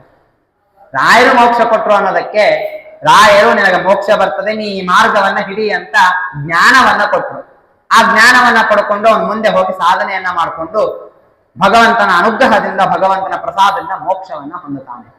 ಹಾಗಾಗಿ ರಾಯರು ಮೋಕ್ಷವನ್ನ ಕೊಟ್ರು ಅಂತ ಅಲ್ಲಿ ಹೇಳೋದು. ಇಂತಹ ರಾಘವೇಂದ್ರ ಗುರುಸಾರ್ವಭೌಮರು ಇನ್ನೂ ಏನೇನು ಮಾಡ್ತಾರೆ ಅಂತಂದ್ರೆ, ಕುಷ್ಠ ರೋಗ ಇದ್ರೆ ಆ ಕುಷ್ಠ ರೋಗವನ್ನ ಪರಿಹಾರ ಮಾಡ್ತಾರೆ. ಹೇಗೆ ಅಂತಂದ್ರೆ, ರಾಘವೇಂದ್ರ ಗುರು ಸ್ತೋತ್ರಂ ಯಃ ಪಠೇತ್ ಭಕ್ತಿ ಪೂರ್ವಕಂ ತಸ್ಯ ಕುಷ್ಠಾದಿ ರೋಗಾಣಾಂ ನಿವೃತ್ತಿ ತ್ವರಯಾ ಭವೇತ್. ಕೂಡಲೇ ತ್ವರಯ ಅಂತಂದ್ರೆ ಶೀಘ್ರವಾಗಿ, ವೇಗವಾಗಿ ಅವನ ಕುಷ್ಠ ರೋಗಾದಿಗಳೆಲ್ಲವೂ ಕೂಡ ನಿವೃತ್ತಿ ಆಗ್ತವೆ ಭಕ್ತಿಪೂರ್ವಕವಾಗಿ ರಾಯರ ಸ್ತೋತ್ರವನ್ನ ಹೇಳಿದಾಗ ಮಾತ್ರ ಅನ್ನುವಂತಹ ವಿಚಾರವನ್ನ ಇಲ್ಲಿ ತಿಳಿಸ್ತಾರೆ. ಇನ್ನು ಅದೇ ರೀತಿಯಾಗಿ ಇನ್ನೂ ಕೆಲವು ವಿಚಾರಗಳನ್ನ ತಿಳಿಸ್ತಾರೆ. ಏನದು ಅಂದ್ರೆ, ಅಂದೋಪಿ ದಿವ್ಯ ದೃಷ್ಟಿಸ್ಯ ರೇಡ ಮೂಕೋಪಿ ವಾಕ್ಪತಿ ಪೂರ್ಣಾಯು ಪೂರ್ಣ ಸಂಪತ್ತಿ ಸ್ತೋತ್ರ ಸ್ಯಾಸ್ಯ ಜಪಾತ್ ಭವೇತ್. ಅಂದೋಪಿ, ಕುರುಡ, ಕಣ್ಣು ಕಾಣೋದಿಲ್ಲ ಅವನಿಗೆ ಅಂತ ಅವನು ದಿವ್ಯ ದೃಷ್ಟಿ, ಎಷ್ಟು ಸೂಕ್ಷ್ಮ ದೃಷ್ಟಿ ಅಂತಂದ್ರೆ ಭೂಮಿಯ ಮೇಲೆ ಏನು ಬಿದ್ರೂ ಕೂಡ, ಸಣ್ಣ ಪದಾರ್ಥ ಇದ್ರೂ ಕೂಡ ಕಂಡು ಹಿಡಿಯಷ್ಟು ದೃಷ್ಟಿ ಅನ್ನೋದು ಅವನಿಗೆ ಬರ್ತದೆ. ಇನ್ನು ಏಡಮೂಕಃ, ಹುಡ್ತಾ ಯಾವನು ಮೂಕನಾಗಿರ್ತಾನೋ ಅಂತಹವನು ವಾಕ್ಪತಿ ಅಂತಂದ್ರೆ ಒಳ್ಳೆಯ ವಾಗ್ಮಿ, ಬೃಹಸ್ಪತ್ಯಾಚಾರ್ಯರ ರೀತಿಯಲ್ಲಿ ಒಳ್ಳೆಯ ವಾಗ್ಮಿ ಆಗ್ತಾನೆ. ಇನ್ನು ಯಾವನಿಗೋ ಒಬ್ಬನಿಗೆ ಅಲ್ಪ ಆಯುಷ್ಯ ಇರ್ತದೆ, ಅಂತವನು ಹೋಗಿ ಆ ರಾಯರ ಸ್ತೋತ್ರವನ್ನ ಪಾರಾಯಣ ಮಾಡಿ ಭಕ್ತಿಯಿಂದ ರಾಯರಲ್ಲಿ ಪ್ರಾರ್ಥನೆ ಮಾಡಿಕೊಂಡ್ರೆ ಪೂರ್ಣಾಯುಹು 100 ವರ್ಷಗಳ ಕಾಲ ಬದುಕುವಷ್ಟು ಆಯುಷ್ಯನ್ನ ರಾಯರು ಕೊಡ್ತಾರೆ. ಅಂತಹ ಮಹಾಕರುಣಾಳುಗಳು ರಾಯರು ಅನ್ನುವಂತಹ ವಿಚಾರವನ್ನ ಇಲ್ಲಿ ತಿಳಿಸ್ತಾ ಇದ್ದಾರೆ. ಇನ್ನು ಅದೇ ರೀತಿಯಾಗಿ ಯಪ್ಪಿವೆ ಜಲನೇತೇನ ಸ್ತೋತ್ರೇಣೈ ವಾಭಿಮಂತ್ರಿತಂ ತಸ್ಯ ಕ್ಷಿಗತಾಃ ದೋಷಾಃ ಸರ್ವೇ ನಶ್ಯಂತಿ ತಕ್ಷಣ. ಕೆಲವರಿಗೆ ಈಗಿನ ಕಾಲದಲ್ಲಿ ಕೆಲವು ಸಂದೇಹಗಳಿವೆ ಬಹಳ. ಕೆಲವರು ರಾಯರ ಪಾದೋದಕವನ್ನ ಸ್ವೀಕಾರ ಮಾಡಬೇಕು ಅಂತ ಹೇಳ್ತಾರೆ. ಇನ್ನ ಕೆಲವರು ಇಲ್ಲ, ಶಿರಸ್ಸಿನಲ್ಲಿ ಧಾರಣೆಯನ್ನ ಮಾಡಬೇಕು ಅಂತ ಹೇಳ್ತಾರೆ. ಇಲ್ಲಿ ಅಪ್ಪಣ್ಣಾಚಾರ್ಯರು ಹೇಳ್ತಾ ಇದ್ದಾರೆ, ಯಪ್ಪಿವೆ ಜಲನೇತೇನ, ಯಾರು ರಾಯರ ಬೃಂದಾವನದ ಮೇಲಿಂದ ಬಂದಂತಹ ನೀರನ್ನ ಅಥವಾ ರಾಯರ ಸ್ತೋತ್ರವನ್ನ ಹೇಳ್ತಾ ಒಂದು ತಂಬಿಗೆಯಲ್ಲಿ ನೀರನ್ನಿಟ್ಟು ಅಭಿಮಂತ್ರಣೆ ಮಾಡಿ ಕುಡಿದ್ರೆ ಸಾಕು. ರಾಯರ ಸ್ತೋತ್ರ ಹೇಳ್ತಾ ಅಭಿಮಂತ್ರಣೆ ಮಾಡಿ ಕುಡಿದ್ರೇನೆ ಸಾಕು ಅಂತ ಹೇಳ್ತಾ ಇದ್ದಾರೆ. ಅಂತಹ ಮಾತಿನಲ್ಲಿ ರಾಯರ ವೃಂದಾವನಕ್ಕೆ ಅಭಿಷೇಕವಾಗಿ ಬಂದ ನೀರನ್ನ ಕುಡಿಬೇಕೋ ಬೇಡವೋ ಅನ್ನಂತಹ ವಿಚಾರವನ್ನ ಮಾಡೋದು ತುಂಬಾ ಅದು ಸುಲಭವಾದಂತಹ ವಿಚಾರ ಅಲ್ಲ. ಹಾಗಾಗಿ ರಾಯರ ಸ್ತೋತ್ರವನ್ನ ಹೇಳಿ ಅಭಿಮಂತ್ರಣೆ ಮಾಡಿ ಕುಡಿದ್ರೆ ಏನ್ ಮಾಡ್ತಾರೆ ರಾಯರು ಅಂತಂದ್ರೆ, ಕುಕ್ಷಿಗತಾಹ ದೋಷಾಹ ಸರ್ವೇ ನಶ್ಯಂತಿ, ದೇಹದಲ್ಲಿರುವಂತಹ ಕಣ್ಣಿಗೆ ಕಾಣಿಸುವ ಕಾಣದೇ ಇರುವಂತಹ ಎಲ್ಲ ದೋಷಗಳನ್ನ ರಾಯರು ನಾಶ ಮಾಡ್ತಾರೆ. ಹಾಗಿರ್ಬೇಕಾದ್ರೆ ರಾಯರ ಬೃಂದಾವನಕ್ಕೆ ನೇರವಾಗಿ ತಾಕಿದಂತಹ ಜಲವನ್ನ ಪಾನ ಮಾಡಿದ್ರೆ ಇನ್ನೂ ಏನೇನು ಮಾಡಬಲ್ರು, ಈ ಜನ್ಮ ಹಿಂದಿನ ಜನ್ಮದ್ದು ನಾಶ ಮಾಡ್ತಾರೆ ರಾಯರು. ಅಷ್ಟು ಸಾಮರ್ಥ್ಯ ರಾಯರಿಗಿದೆ. ಇನ್ನು ಮತ್ತೇನ್ ಮಾಡ್ತಾರೆ ರಾಯರು ಅಂತಂದ್ರೆ, ಯದ್ ಬೃಂದಾವನ ಮಾಸಾಧ್ಯ ಪಂಗು ಕಂಜೋಪಿ ವಾಜನ ಸ್ತೋತ್ರೇನಾನೇನ ಯಃ ಕುರ್ಯಾತ್ ಪ್ರದಕ್ಷಿಣ ನಮಸ್ಕೃತಿ ಸ್ವಜಂಗಾಲೋಪದೇ ದೇವ ಗುರುರಾಜ ಪ್ರಸಾದತಃ. ಕುಂಟ ಹುಟ್ತಾ ಕಾಲಿಲ್ಲದೆ ಇರುವವನು ಅಥವಾ ಯಾವುದೋ ಒಂದು ಆಘಾತದಿಂದ ಕಾಲನ್ನ ಕಳ್ಕೊಂಡಂತಹ ವ್ಯಕ್ತಿ ಭಕ್ತಿಪೂರ್ವಕವಾಗಿ ಬೃಂದಾವನದ ಹತ್ತಿರ ಹೋಗಿ ಯಥಾಶಕ್ತಿಯಾಗಿ ಈ ಸ್ತೋತ್ರವನ್ನ ಹೇಳ್ತಾ ಯಥಾಶಕ್ತಿ ಪ್ರದಕ್ಷಿಣವನ್ನ ಮಾಡಿದ್ರೆ ಸಾಕು, ಅವನಿಗೆ ಜಂಗಾಲಹ ಅಂದ್ರೆ ಒಳ್ಳೆ ಒಲಿಂಪಿಕ್ಸ್ಗೆ ಹೋಗೋ ರೀತಿಯಲ್ಲಿ ಕಾಲನ್ನ ಕೊಡ್ತಾರೆ ರಾಯರು. ಅಷ್ಟು ದೃಢ ಶರೀರವನ್ನ ರಾಯರು ಕೊಡುವಂತವರಾಗ್ತಾರೆ. ಅಂತಹ ಒಂದು ಮಹತ್ವ ಈ ರಾಯರ ಸ್ತೋತ್ರಕ್ಕೆ ರಾಯರಿಗೆ ಇದೆ ಅನ್ನುವಂತಹ ಮಾತನ್ನ ತಿಳಿಸ್ತಾ ಇದ್ದಾರೆ. ಇನ್ನು ಮತ್ತೊಂದು ವಿಚಾರವನ್ನ ತಿಳಿಸ್ತಾ ಇದ್ದಾರೆ, ವಿಶೇಷ ವಿಚಾರ. ಏನದು ಅಂದ್ರೆ ಸೋಮ ಸೂರ್ಯೋ ಪರಾಗೇಚ ಪುಷ್ಯಾರ್ಕಾದಿ ಸಮಾಗಮೆ ಯೋನುತ್ತಮ ವಿಧಂ ಸ್ತೋತ್ರಂ ಅಷ್ಟೋತ್ತರ ಶತಂ ಜಪೇತ್ ಭೂತ ಪ್ರೇತ ಪಿಶಾಚಾದಿ ಪೀಡಾತಸ್ಯ ನ ಜಾಯತೆ. ಎಷ್ಟೋ ಜನಕ್ಕೆ ಭೂತ ಬಾಧೆ, ಪ್ರೇತ ಬಾಧೆ ಇವೆಲ್ಲ ಕೂಡ ಇರ್ತವೆ. ಇವೆಲ್ಲ ಹೇಗೆ ಪರಿಹಾರ ಆಗ್ತವೆ ಅಂತಂದ್ರೆ ಸೋಮ ಸೂರ್ಯ ಉಪರಾಗೆ ಅಂತ ಹೇಳಿದ್ರು. ಅಂದ್ರೆ ಸೂರ್ಯಗ್ರಹಣ, ಚಂದ್ರಗ್ರಹಣ, ದಕ್ಷಿಣಾಯನ ಪರ್ವಕಾಲ, ಉತ್ತರಾಯಣ ಪರ್ವಕಾಲ, ಪುಷ್ಯಾರ್ಕಾದಿ ಸಮಾಗಮೆ. ಪುಷ್ಯ ನಕ್ಷತ್ರ ಭಾನುವಾರ ಇತ್ತು ಅಂದ್ರೆ ಪುಷ್ಯಾರ್ಕ, ಗುರು ಪುಷ್ಯ ಯೋಗ ಅಂತ ನಾವು ಹೇಳ್ತೇವೆ. ಗುರುವಾರದ ದಿನ ಪುಷ್ಯ ನಕ್ಷತ್ರ ಇದ್ರೆ ಅದು ಗುರು ಪುಷ್ಯ ಯೋಗ. ಇನ್ನು ವ್ಯತಿಪಾತ ಯೋಗ, ಅನೇಕ ಯೋಗಗಳಿವೆ, ವೈಧೃತಿ ಯೋಗ ಇತ್ಯಾದಿ ಅನೇಕ ಯೋಗಗಳಿವೆ. ಆ ಯೋಗಗಳಲ್ಲಿ, ಆ ನಕ್ಷತ್ರಗಳಲ್ಲಿ ಭಕ್ತಿಪೂರ್ವಕವಾಗಿ ಒಂದು ಬಾರಿ ರಾಯರ ಸ್ತೋತ್ರವನ್ನ ನಾವು ಹೇಳಿದರೆ ಅನಂತ ಪಟ್ಟು ಪುಣ್ಯವನ್ನ ಕೊಡುವಂತಹದ್ದಾಗ್ತದೆ ರಾಯರ ಸ್ತೋತ್ರ. ಹಾಗಾಗಿ ನಾವು ಆ ಸಂದರ್ಭದಲ್ಲಿ ಹೇಳಿದ್ರೆ ಸಾಕು, ನಮಗಿರುವಂತಹ ಎಲ್ಲ ಸಮಸ್ಯೆಗಳನ್ನ ರಾಯರು ಪರಿಹಾರ ಮಾಡ್ತಾರೆ. ಏತಸ್ತೋತ್ರಂ ಸಮುಚ್ಚಾರ್ಯ ಗುರೋಹೋ ಬೃಂದಾವನಾಂತಿಕೆ ದೀಪ ಸಂಯೋಜನಾತ್ ಜ್ಞಾನಂ ಪುತ್ರ ಲಾಭೋ ಭವೇ ಧ್ರುವಂ. ಕೆಲವರಿಗೆ ಮಕ್ಕಳಿಲ್ಲ ಅಂತ ಬರ್ತಾರೆ, ಇನ್ನು ಕೆಲವರು ಜ್ಞಾನ ಇಲ್ಲ ಅಂತ ಬರ್ತಾರೆ. ರಾಯರ ಬೃಂದಾವನದ ಮುಂದೆ ನಾವು ಒಂದು ದೀಪವನ್ನು ಹಚ್ಚಿದ್ರೆ ಸಾಕು, ಜ್ಞಾನ ದೀಪ ಎರಡೂ ಒಂದೇ. ದೀಪ ಲೋಕವನ್ನ ಬೆಳಗಿಸ್ತದೆ, ಜ್ಞಾನ ನಮ್ಮನ್ನ ಬೆಳಗಿಸ್ತದೆ. ಹಾಗಾಗಿ ಎರಡುದರ ಕೆಲಸ ಒಂದೇ, ಬೆಳಕಿಸೋದೇನೆ ಎರಡುದರೂ ಕೆಲಸ. ಹಾಗೆ ನಾವು ರಾಯರ ಹತ್ರ ಹೋಗಿ ದೀಪವನ್ನ ಹಚ್ಚಿ ಸುತ್ತಲಿರುವಂತಹ ಪ್ರದೇಶವನ್ನ ಬೆಳಕಿಸಿದ್ರೆ ರಾಯರು ಜ್ಞಾನವನ್ನ ಕೊಟ್ಟು ನಮ್ಮನ್ನ ಬೆಳಕಿಸ್ತಾರೆ ಅನ್ನುವಂತಹ ವಿಚಾರವನ್ನ ಇಲ್ಲಿ ತಿಳಿಸ್ತಾ ಇದ್ದಾರೆ. ಇನ್ನು ಅಷ್ಟೇ ಅಲ್ಲ, ಯಾರು ರಾಯರ ಬೃಂದಾವನದ ಮುಂದೆ ನಿಂತು ಈ ಸ್ತೋತ್ರವನ್ನ ಹೇಳಿ ನನಗೆ ಮಕ್ಕಳಿಲ್ಲ ಸ್ವಾಮಿ, ಮಕ್ಕಳನ್ನ ಕೊಡ್ರಿ ಅಂತಂದ್ರೆ ಅವರಿಗೆ ಮಕ್ಕಳನ್ನು ಕೂಡ ಕೊಡುವಂತವರಾಗ್ತಾರೆ. ಇನ್ನಷ್ಟೇ ಅಲ್ಲ, ಪರವಾದಿ ಜಯೋ ದಿವ್ಯ ಜ್ಞಾನ ಭಕ್ತ್ಯಾದಿ ವರ್ಧನಂ ಸರ್ವಾಭೀಷ್ಟ ಪ್ರವೃದ್ಧಿ ಸ್ಯಾನ್ನಾತ್ರ ಕಾರ್ಯ ವಿಚಾರಣ. ರಾಯರ ಸ್ತೋತ್ರ, ರಾಯರಲ್ಲಿ ನೀವು ಕಿಂಚಿತ್ ಸಂಶಯವನ್ನು ಪಡಬೇಡ್ರಿ. ಯಾಕೆ ಅಂದ್ರೆ ರಾಯರು ಕೊಡುವಂತಹ ಜ್ಞಾನ ಎಂತಹದ್ದು ಅಂತಂದ್ರೆ ಪರವಾದಿ ಜಯ. ನಿಮ್ಮ ಮುಂದೆ ಯಾರೇ ವಾದಕ್ಕೆ ಬಂದು ಕೂಡ್ಲಿ ಅವರ ಅಪಜಯ ಅನ್ನೋದು ನಿಶ್ಚಿತ. ಅಂತಹ ಜ್ಞಾನವನ್ನ ರಾಯರು ಕೊಡ್ತಾರೆ. ಇನ್ನು ಮತ್ತೇನು ಮಾಡ್ತಾರೆ ಅಂತಂದ್ರೆ ದಿವ್ಯ ಜ್ಞಾನ, ದಿವ್ಯ ಭಕ್ತಿ, ಭಗವಂತನಲ್ಲಿ ಭಕ್ತಿಯನ್ನ ಕೊಡ್ತಾರೆ. ಎಂತಹ ಭಕ್ತಿಯನ್ನ ಕೊಡ್ತಾರೆ ಅಂತಂದ್ರೆ ಮಾಹಾತ್ಮ ಜ್ಞಾನ ಪೂರ್ವಸ್ತು ಸುದೃಢ ಸರ್ವತೋಧಿಕ ಸ್ನೇಹೋ ಭಕ್ತಿ ರೀತಿ ಪ್ರೋಕ್ತ. ಅಂದ್ರೆ ಮಹಾತ್ಮ ಜ್ಞಾನ, ಭಗವಂತನು ಸರ್ವೋತ್ತಮ ಎನ್ನುವಂತಹ ಜ್ಞಾನ ಪೂರ್ವಕವಾಗಿ ನಿರಂತರ ಅವನಲ್ಲಿ ನಮ್ಮ ಮನಸ್ಸಿರ್ತದೆ. ಅವನ ಗುಣಗಳ ಚಿಂತನೆಯನ್ನೇ ಮಾಡ್ತಾ ಇರ್ತದೆ. ಅವನನ್ನ ಬಿಟ್ಟು ಒಂದು ಕ್ಷಣವೂ ಕೂಡ ಆ ಕಡೆ ಈ ಕಡೆ ಆಗೋದಿಲ್ಲ. ಅವನ ಮೇಲೆ ಪ್ರೀತಿ ಬರ್ತದೆ, ಭಗವಂತನ ಮೇಲೆ ಪ್ರೀತಿ ಅನ್ನೋದು ಉಂಟಾಗ್ತದೆ. ಅಂತಹ ಪ್ರೀತಿ ಏನಿದೆಯಲ್ಲ ಅದೇ ಭಕ್ತಿ. ಅಂತಹ ಭಕ್ತಿಯನ್ನ ರಾಯರು ಕೊಡ್ತಾರೆ ಭಗವಂತನ ಮೇಲೆ. ಹಾಗಾಗಿ ರಾಯರ ಹತ್ರ ಹೋಗಿ ನಾವು ಸ್ವಾಮಿ ನಮಗೆ ಧನ ಇಲ್ಲ, ಧನವನ್ನ ಕೊಡ್ರಿ, ಸ್ವಾಮಿ ನಮಗೆ ಮದುವೆ ಆಗಿಲ್ಲ, ಮದುವೆ ಮಾಡಿಸ್ರಿ ಅಂತ ರಾಯರನ್ನ ಕೇಳಬಾರ್ದು. ನಾವೇನು ಕೇಳಬೇಕು ರಾಯರಿಗೆ ಅಂದ್ರೆ ಸ್ವಾಮಿ ನಮಗೆ ಜ್ಞಾನ ಇಲ್ಲ, ಜ್ಞಾನ ಕೊಡ್ರಿ, ಭಕ್ತಿ ಇಲ್ಲ ಭಗವಂತನಲ್ಲಿ, ಆ ಭಕ್ತಿಯನ್ನು ನಮಗ್ ಕೊಡ್ರಿ. ಇನ್ನ ವೈರಾಗ್ಯ ಅಂತೂ ಇಲ್ಲೇ ಇಲ್ಲ, ಕಿಂಚಿತ್ ವೈರಾಗ್ಯವನ್ನ ಕೊಡ್ರಿ ಅಂತ ರಾಯರಲ್ಲಿ ನಾವು ಪ್ರಾರ್ಥನೆಯನ್ನ ಮಾಡ್ಕೊಳ್ಬೇಕು. ಮಾಡ್ಕೊಂಡಾಗ ರಾಯರು ಇವುಗಳನ್ನ ಕೊಡ್ತಾರೆ. ಇವುಗಳ ಜೊತೆಗೆ ನಿಮಗೆ ಏನು ಬೇಕಲ್ಲ, ಧನ ಕನಕ ಸಂಪತ್ತು ಅದೆಲ್ಲವನ್ನು ಕೂಡ ಕೊಡ್ತಾರೆ ರಾಯರು.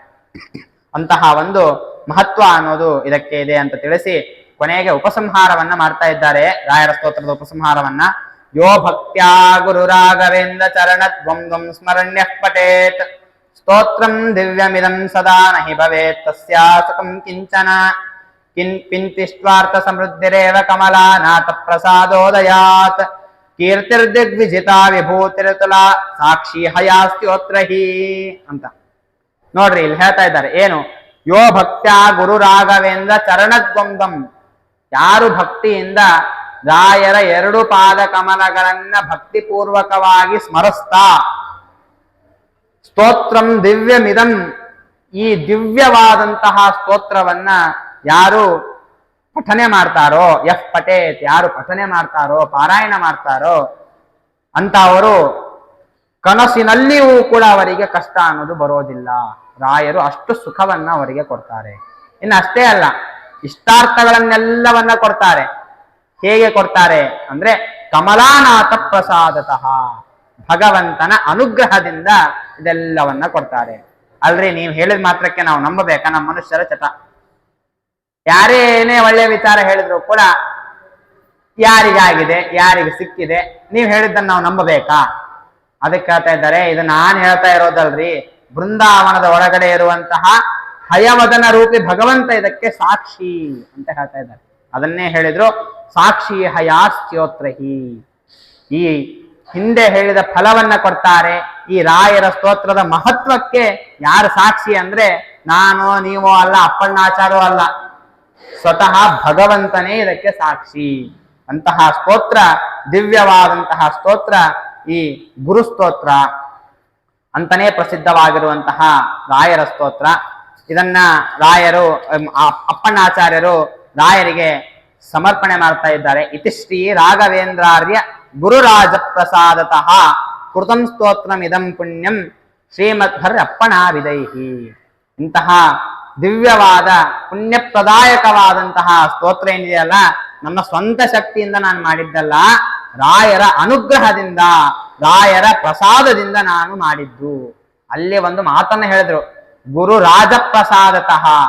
ರಾಯರನ್ನ ಸಾಮಾನ್ಯವಾಗಿ ಹೇಳಿಲ್ಲ, ಗುರುಗಳು, ತಮ್ಮ ಗುರುಗಳು ಅಂತ ತಿಳಿದು ಅಪ್ಪಣ್ಣಾಚಾರ್ಯರು ಹೇಳಿದಂತಹ ಮಾತು. ಅಂತಹ ಸ್ತೋತ್ರ ಇದು ಅಂತ ಹೇಳಿ ಇಲ್ಲಿಗೆ ಸ್ತೋತ್ರವನ್ನ ಮುಗಿಸಿ ಮತ್ತೆ ರಾಯರ ಸ್ತೋತ್ರವನ್ನ ಮಾಡ್ತಾ ಇದ್ದಾರೆ ಮತ್ತೊಂದು ವಿಧವಾಗಿ. ಹೇಗೆ? ಪೂಜ್ಯಾಯ ರಾಘವೇಂದ್ರಾಯ ಸತ್ಯ ಧರ್ಮರತಾಯ ಚ ಭಜತಾಂ ಕಲ್ಪವೃಕ್ಷಾಯ ನಮತಾಂ ಕಾಮಧೇನನೆ. ರಾಯ ಎಂತವರು ಅಂತಂದ್ರೆ ಸತ್ಯ ಧರ್ಮದಲ್ಲಿ ನಿರತರಾದವರು. ಸುಳ್ಳನ್ನ ಹೇಳೋದನ್ನ ಕಂಡ್ರೆ ಅವರಿಗೆ ಆಗೋದಿಲ್ಲ, ಧರ್ಮವನ್ನ ತಪ್ಪಿದ್ರೂ ಅವರಿಗೆ ಆಗೋದಿಲ್ಲ, ಅಧರ್ಮಿಗಳನ್ನ ಕಂಡ್ರೂ ಅವರಿಗೆ ಆಗೋದಿಲ್ಲ. ಇನ್ನು ಯಾರು ರಾಯರನ್ನ ಹೋಗಿ ಸ್ಮರಣೆ ಮಾಡ್ತಾರೋ, ರಾಯರಿಗೆ ಶರಣಾಗತರಾಗ್ತಾರೋ ಅಂತಹವರಿಗೆ ಕಲ್ಪ ವೃಕ್ಷ ಕಾಮಧೇನು ಸದೃಶರಾದವರು ರಾಯರು. ಅಂತಹ ರಾಯರಿಗೆ ನಮಸ್ಕಾರವನ್ನ ಮಾಡ್ತೇನೆ ಅಂತ ಅಪ್ಪಣ್ಣಾಚಾರ್ಯ ಹೇಳ್ತಾ ಇದ್ದಾರೆ. ಇನ್ನು ಅಷ್ಟೇ ಅಲ್ಲ, ಇನ್ನು ಮತ್ತೊಂದು ವಿಚಾರವನ್ನ ತಿಳಿಸ್ತಾ ಇದ್ದಾರೆ. ಏನು ಅಂದ್ರೆ ಕೊನೆಗೆ ಆಪಾದ ಮೌಲಿ ಪರ್ಯಂತಂ ಗುರುಣಾಮಾಕೃತಿ ಸ್ಮರೆತ್ತೇನ ವಿಘ್ನಾಃ ಪುನಶ್ಯಂತಿ ಸಿದ್ಧಂತಿ ಚ ಮನೋವ್ರತಾಃ. ರಾಯರ ಒಂದು ಆಪಾದ ಮೌಲಿ, ಪಾದದಿಂದ ಹಿಡಿದುಕೊಂಡು ಶಿರಸ್ಸಿನವರೆಗೂ ಕೂಡ ರಾಯರ ಒಂದು ರೂಪದ ಚಿಂತನೆಯನ್ನ ಮಾಡಿ ಆ ಬೃಂದಾವನದ ಸ್ಮರಣೆಯನ್ನ ಮಾಡಿದ್ರೆ ಸಾಕು, ಎಲ್ಲಾ ವಿಘ್ನಗಳು ಕೂಡ ನಿವಾರಣೆಯಾಗಿ ಸಮಸ್ತ ಅಭೀಷ್ಟಗಳೆಲ್ಲವೂ ಕೂಡ ಸಿದ್ಧ ಆಗ್ತವೆ ಅಂತ ಇಷ್ಟು ಹೇಳಿ ಇಲ್ಲಿಗೆ ರಾಯರ ಸ್ತೋತ್ರದ ಒಂದು ಮಹತ್ವವನ್ನ ಮುಗಿಸ್ತಾ ಇದ್ದಾರೆ, ಫಲಶ್ರುತಿಯನ್ನ ಇಲ್ಲಿಗೆ ಮುಗಿಸ್ತಾ ಇದ್ದಾರೆ. ರಾಯರ ಸ್ತೋತ್ರಕ್ಕೆ ಮತ್ತೊಂದು ಹೆಸರೇ ಗುರುಸ್ತೋತ್ರ ಅಂತ. ಮತ್ತೊಬ್ಬರ ಯಾರ ಸ್ತೋತ್ರಕ್ಕೂ ಕೂಡ ಇಂತಹ ಒಂದು ವಿಶೇಷತೆ ಇಲ್ಲ, ರಾಯರ ಸ್ತೋತ್ರಕ್ಕೆ ಮಾತ್ರ ಇರುವಂತಹ ಒಂದು ವಿಶೇಷತೆ ಅದು. ಗುರುಸ್ತೋತ್ರ ಅಂತಂದ್ರೆ ರಾಯರ ಸ್ತೋತ್ರ, ರಾಯರ ಸ್ತೋತ್ರ ಅಂದ್ರೆ ಗುರುಸ್ತೋತ್ರ. ಅಂತಹ ಗುರುಗಳು, ಕುಲಗುರುಗಳು, ಮನೆ ಮನೆಗೂ ಗುರುಗಳು ಅಂತ ಪ್ರಸಿದ್ಧಿಯನ್ನ ಪಡೆದವರು ರಾಯರು. ಅಂತಹ ರಾಯರ ಆರಾಧನೆ ಅನ್ನೋದು ಬರ್ತಾ ಇದೆ. ಈ ಆರಾಧನಾ ಶುಭ ಸಂದರ್ಭಗಳಲ್ಲಿ ನಾವು ಮಾಡಬೇಕಾದದ್ದು ಒಂದೇ ಒಂದು ಕೆಲಸ. ಏನು ಅಂದ್ರೆ ರಾಯರು ಪ್ರೀತರಾಗಬೇಕು. ರಾಯರ ಪ್ರೀತರಾಗಬೇಕು, ರಾಯರ ಸಂತುಷ್ಟರಾಗಬೇಕು ಅಂದ್ರೆ ನಾವೇನ್ ಮಾಡ್ಬೇಕು ಅಂದ್ರೆ ರಾಯರ ಸ್ತೋತ್ರ ಪಾರಾಯಣ, ರಾಘವೇಂದ್ರ ವಿಜಯ ಮುಂತಾದಂತಹ ರಾಯರ ಕಾವ್ಯಗಳ ಪಾರಾಯಣ, ರಾಯರು ಬರೆದ ಕೃತಿಗಳ ಪಾರಾಯಣ, ಶಾಸ್ತ್ರ ಪಾರಾಯಣದ ಜೊತೆಗೆ ಭಗವಂತನ ಮೇಲೆ ಶ್ರದ್ಧೆಯನ್ನ ಬೆಳೆಸ್ಕೊಳ್ಬೇಕು. ರಾಯರ ಮುಂದೆ ಪ್ರಮಾಣವನ್ನ ಮಾಡಬೇಕು. ಎಷ್ಟು ಸಾಧ್ಯನೋ ಅಷ್ಟು ನಾವು ಭಗವತ್ ತತ್ವವನ್ನ ತಿಳಿಯೋದಕ್ಕೆ ಪ್ರಯತ್ನ ಮಾಡ್ಕೊಳ್ತೇವೆ ಅಂತ ರಾಯರ ಮುಂದೆ ಪ್ರಮಾಣವನ್ನ ಮಾಡ್ರಿ ಸಾಕು. ನೀವು 1 ಅಕ್ಷರ ಓದ್ರಿ, 2 ಅಕ್ಷರ ಓದ್ರಿ, ಶಾಸ್ತ್ರ ರಾಯರನ್ನ ಸಂಪೂರ್ಣ ಮಾಡ್ತಾರೆ. ಹಾಗಿರ್ಬೇಕಾದ್ರೆ ಪ್ರಮಾಣ ಮಾಡ್ಲಿಕ್ಕೆ ನಮಗೇನು ಹೋಗಿದ್ದಿದೆ? ರಾಯರ ಮುಂದೆ ನಿಂತು ಈ ಆರಾಧನೆಯಿಂದ ಮುಂದೆ ಬರುವಂತಹ ಆರಾಧನೆ ಒಳಗಡೆ ನಾನು ಈ ಗ್ರಂಥವನ್ನ ಓದ್ತೇನೆ, ಇಷ್ಟು ನಾನು ಓದ್ತೇನೆ ಅಂತ ರಾಯರ ಮುಂದೆ ಪ್ರಮಾಣವನ್ನ ಮಾಡಿದ್ರೆ ಸಾಕು. ಶಾಸ್ತ್ರವನ್ನ ಓದ್ತಾ ಇದ್ದಾರೆ ಎನ್ನುವಂತಹ ಖುಷಿಯಲ್ಲಿ ರಾಯರು ಏನು ಬೇಕೋ ಅದನ್ನೆಲ್ಲವನ್ನ ಕೊಡ್ತಾರೆ. ಅಂತಹ ಒಂದು ಮಹತ್ವ ಈ ಶಾಸ್ತ್ರಕ್ಕೆ ಇದೆ. ಅದ್ಯಾಕೆ ಬಂದಿದ್ದು ಅಂದ್ರೆ ಆಚಾರ್ಯ ಮಧ್ವರಿಂದ ರಚಿತವಾಗಿರೋದ್ರಿಂದ. ಮಧ್ವಾಚಾರ್ಯ ಶಾಸ್ತ್ರದ ಮಹತ್ವ ಎಂತಹದ್ದು ಅಂತಂದ್ರೆ ಮಹಾನಂದ ತೀರ್ಥಸ್ಯ ಏ ಭಾಷ್ಯ ಭಾವಂ ಮನೋವಾಗ್ಭಿರಾವರ್ತಯಂತೆ ಸ್ವಶಕ್ತ್ಯ ಸುರಾಧ್ಯ ನರಾಂತ ಮುಕುಂದ ಪ್ರಸಾದ ದಿಮಂ ಮೋಕ್ಷಮೇತೆ ಭಜಂತೆ ಸದೇತಿ. 11ನೇ ಸರ್ಗದಲ್ಲಿ ಸಂಪೂರ್ಣ ಮೋಕ್ಷದ ವರ್ಣನೆಯನ್ನ ಮಾಡ್ತಾರೆ. ಕೊನೆಗೆ ಹೇಳುವಂತಹ ಶ್ಲೋಕ ಇದು. ಇಂತಹ ಮೋಕ್ಷ ಬರಬೇಕು ಅಂದ್ರೆ ನಾವೇನ್ ಮಾಡಬೇಕು? ಆಚಾರ್ಯರ ಭಾಷ್ಯವನ್ನ ನಿಮಗೆ ಎಷ್ಟು ಸಾಧ್ಯನೋ ಅಷ್ಟು ಓದ್ರಿ, ಅಷ್ಟೇ ಸಾಕು. ಯಾರ್ಯಾರಿಗೆ ಮೋಕ್ಷ ಬರ್ತದೆ ಅಂದ್ರೆ ಸುರಾಧ್ಯಾಹ ದೇವತೆಗಳಿಂದ ಆರಂಭ ಮಾಡಿಕೊಂಡು ನರಾಂತಾಹ ಮನುಷ್ಯರವರೆಗೆ ಎಲ್ಲರಿಗೂ ಕೂಡ ಮೋಕ್ಷ ಅನ್ನೋದು ಬರುವಂತದ್ದಾಗ್ತದೆ. ಅಂತಹ ಒಂದು ಮಹತ್ವ ಈ ಸ್ತೋತ್ರಕ್ಕೆ, ಈ ಒಂದು ಶಾಸ್ತ್ರಕ್ಕೆ ಇದೆ. ಮಧ್ವಶಾಸ್ತ್ರಕ್ಕೆ ಅಂತಹ ಮಹತ್ವ ಇದೆ.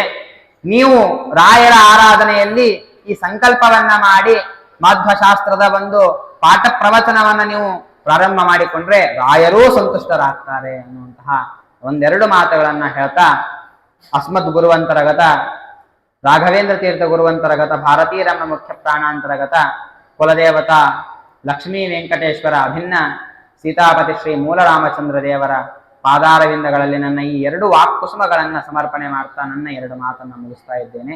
ಶ್ರೀಕೃಷ್ಣ ಅರ್ಪಣಮಸ್ತು.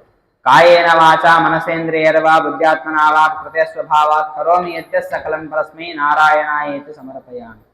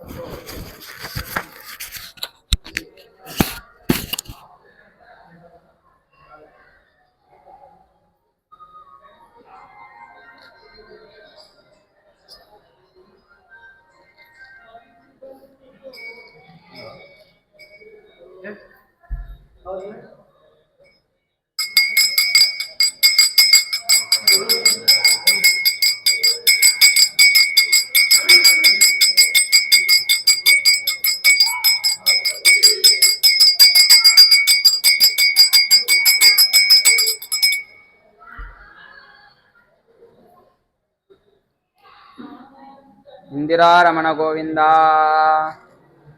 ರಾಜಾದಿರಾಜ ಗುರು ಸಾರ್ವಭೌಮ ಗೋವಿಂದ.